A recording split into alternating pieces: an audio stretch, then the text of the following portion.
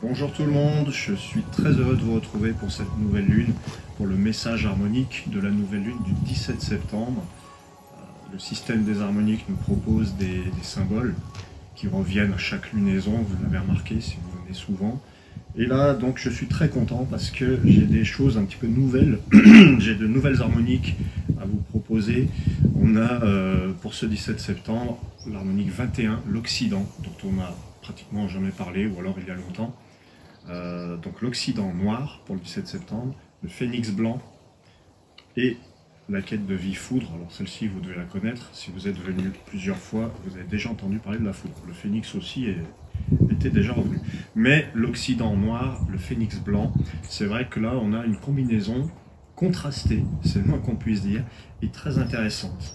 Parce que, déjà, l'Occident noir, il vient un petit peu en ce mois de septembre, apporter une nouvelle coloration.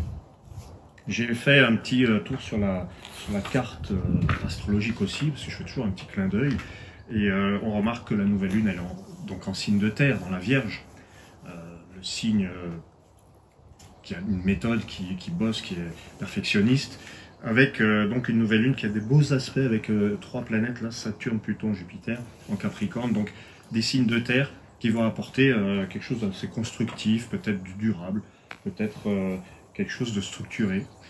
C'est plutôt encourageant. Après, on a quand même en phase dans les poissons, hein, c'est toujours, bon, c'est la nouvelle lune, mais en phase dans les poissons, une planète qui est chez elle, qui s'appelle Neptune, et qui va, selon moi, nous parler de croyance et d'inspiration.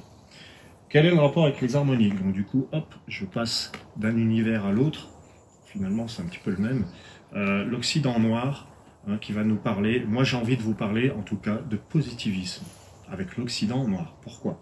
L'Occident, c'est nos attentes, c'est notre besoin de perfectionnisme, on parlait de la Vierge, c'est notre besoin de, peut-être parfois, de sombrer un petit peu dans les craintes, dans le, comment dire, l'Occident, c'est le soleil qui se couche. Hein, là, on va se diriger vers les ténèbres, contrairement à l'Orient, qui va symboliser le lever du soleil et l'éveil, l'entrain, l'enthousiasme, l'élan. Là, on parle de l'Occident, c'est sur le même axe, mais quand je vous parle de positivisme, c'est justement qu'avec l'Occident, il faut faire attention à cette habitude que l'on peut tous avoir, tout un chacun, à voir les choses en noir, Occident noir. Une habitude à se lamenter, à se plaindre. On a un petit peu tout ça en nous. Et peut-être que si la première chose à laquelle on pense, c'est de se dire je vais pas avoir le temps, ça c'est pas bon. Je sais pas si vous voyez, mais quand je parle de positivisme, je parle pas d'un esprit qui consiste à peindre en rose bonbon la réalité. Hein, attention à Neptune en face en poisson. Il peut nous perdre, il peut voilà, il peut nous perdre dans l'illusion, évidemment. Mais cet Occident noir, il nous dit juste quel est notre rapport à nos attentes et quel est notre rapport à cette énergie qui va nous attirer vers le bas. Pourquoi toujours penser négativement? Moi, je vous invite à cette nouvelle lune à voir le bon côté des situations. Peut-être pas, bon, voilà, il y a des fois, il y a vraiment pas de possibilité de voir le bon côté. Mais quand même, le message de l'Occident noir, c'est prenez de la hauteur, regardez différemment la situation. Là, c'est vraiment une histoire de positif-négatif. Je l'ai observé ce mois de septembre, y compris sur moi, parce que je m'observe beaucoup après coup, évidemment, et puis je vois ce qui se passe autour de moi, j'écoute ce que les gens me disent, et j'ai remarqué dernièrement qu'il y avait une facilité à tout de suite voir le mauvais côté des choses. Et je vous parle de ça par rapport à, en tout cas dans l'astrologie, dans la carte du 17 septembre, c'est cette opposition entre la nouvelle lune et Neptune en face qui nous joue des tours. Notre imagination et nos croyances. On croit qu'on ne va pas avoir le temps, et en fait, si on regarde de plus près, eh ben non seulement on va avoir le temps, et puis en plus ça pourrait être sympa de le faire. Voilà, c'est ça que j'appelle le positivisme. C'est pas de dire tout le temps que tout va bien, que tout est merveilleux, qu'il y a des licornes et des arcs-en-ciel. Je parle pas de ça. Je parle de prendre une situation, analyser-la, décortiquer-la. C'est très bon à la période de la Vierge de faire ça, d'ailleurs, justement, hein, le sens de l'analyse, l'esprit critique. Et pourquoi tout ça? Pourquoi je vous parle de tout ça? Hein, l'ascendant de cette lune, c'est le phénix blanc. En plus, c'est contrasté. Le phénix blanc, en fait, c'est comment se sortir d'une situation par soi-même. Qu'est-ce que par moi-même je peux arriver à faire pour me sortir de là? Parce que c'est vrai que si on est négatif tout de suite, si on se dit « oh là là, problème de temps, problème d'argent, problème de ci, problème de ça », qu'est-ce que moi je peux faire? Je me mets un petit peu à votre place, et puis c'est qu'est-ce que moi je peux faire par moi-même pour arranger ça. Donc l'ascendant Phénix Blanc nous prédit quand même, si on veut prédire, des situations qui vont se relever. Il y a une renaissance avec le Phénix Blanc. Pourquoi blanc? Le blanc, c'est le premier élément dans les harmoniques. Je vous suggère de visiter le site et de me contacter si vous voulez plus de précision. Mais un Phénix Blanc, c'est quelqu'un qui va prendre conscience de son autonomie, de sa capacité à agir seul. Parce que le phénix, c'est celui dans la mythologie qui met le feu à son nid par lui-même et qui renaît de ses cendres par lui-même. Il n'y a pas besoin de l'aide des petits copains autour. Bon, ça peut faire débat. Mais il utilise la lumière du soleil. Il utilise le cosmos, il utilise la nature. Il utilise ce qui est à portée de main, en fait. Pour moi, le phénix, c'est ça. Il sait utiliser ce qui est à portée de main pour créer sa vie. Être créateur, être créateur de sa vie, je le vois comme ça. C'est limité aussi, on ne peut pas tout créer, on peut pas... Est-ce qu'on peut créer son environnement? Voilà. Quand je dis on ne peut pas tout créer, là aussi c'est à développer. Jusqu'où peut-on créer notre vie? Déjà, pour moi, une des premières choses, c'est d'arrêter de se plaindre de l'énergie qu'on peut mettre. Oui, tiens, la foudre, qui nous dit de casser un système.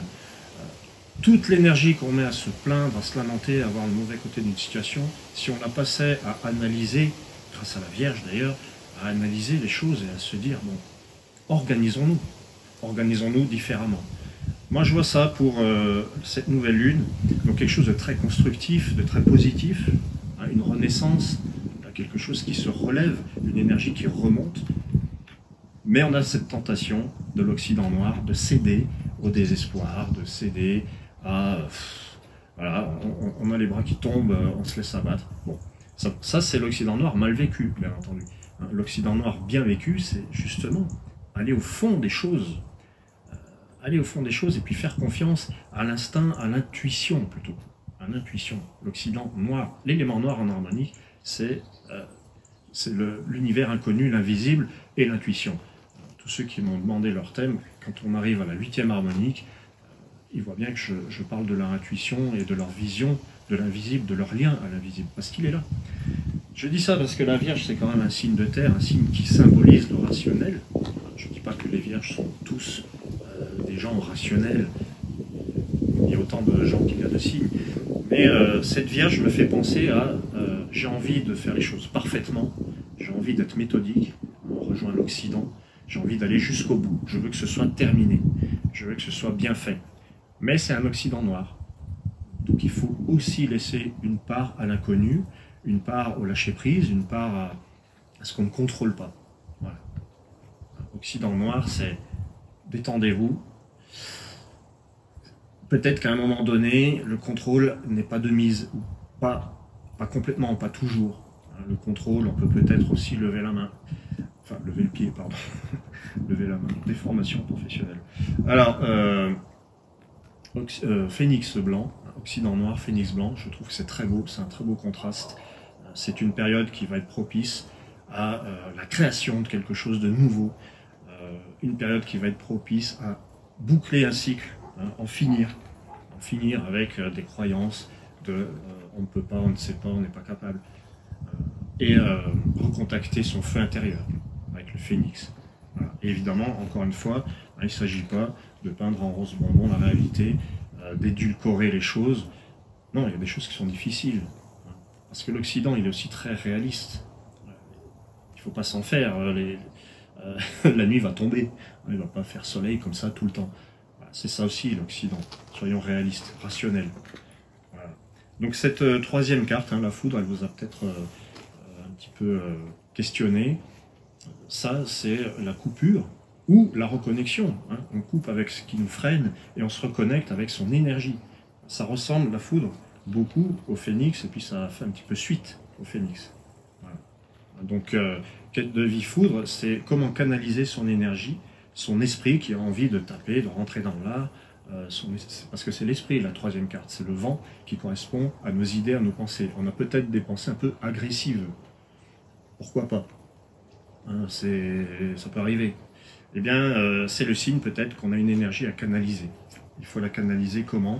Eh bien, peut-être en prenant de la hauteur, en ayant moins de contrôle sur les choses, en essayant de se souvenir qu'il y a quand même une part que de toute façon on ne peut pas maîtriser. Et c'est cette part non maîtrisée qui peut être un cadeau. Parce qu'on ne sait pas comment les choses vont finir. C'est ça aussi l'Occident noir. On ne sait pas comment ça va se terminer. Bon. Et puis, ce phénix blanc me parle beaucoup. Hein. Puis alors, ça me rappelle Pluton en astrologie.